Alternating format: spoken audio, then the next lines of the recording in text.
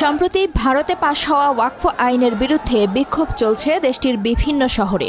পশ্চিমবঙ্গের রাজধানী কলকাতা পরিণত হয়েছে মিছিলের নগরীতে। 10 এপ্রিল কলকাতায় সমাবেশ করে প্রভাবশালী ধর্মীয় সংগঠন জমিয়ত উলামায়ে হিন্দ। রাজ্য সভাপতি সিদ্দিকুল্লাহ চৌধুরীর সভাপতিত্বে শহরের রামলীলা ময়দানে অনুষ্ঠিত সমাবেশে ঢল নেমেছে লাখো জনতার।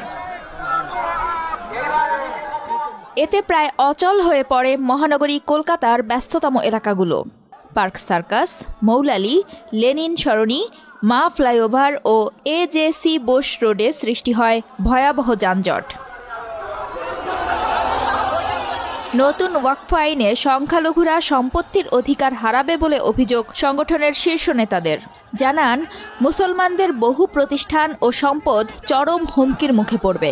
এই আশঙ্কায় রাজ্যের নানা প্রান্তের মানুষ মিছিল করে এসে জড়ো হন সমাবেশ স্থলে। আমাদের যে বাপদাদারা যে সমস্ত সম্পত্তিগুলো আমাদের ওয়াকফ যেটা আমাদের সুন্নত হযরত উমরের সুন্নত যেটা রেখে গেছে, সেগুলো আজ যুগের পর যুগ ধরে চলে এসেছে। আমাদের লক্ষ লক্ষ যে সম্পত্তি, একর সম্পত্তি, সেগুলো নিয়ে আজকে আমাদের উপর এমন একটা ফিতনা ফাসাদ সৃষ্টি করা হচ্ছে, যেগুলো দিয়ে আমাদেরকে শুধুমাত্র ভটকানো হচ্ছে, আর কিছু নয়।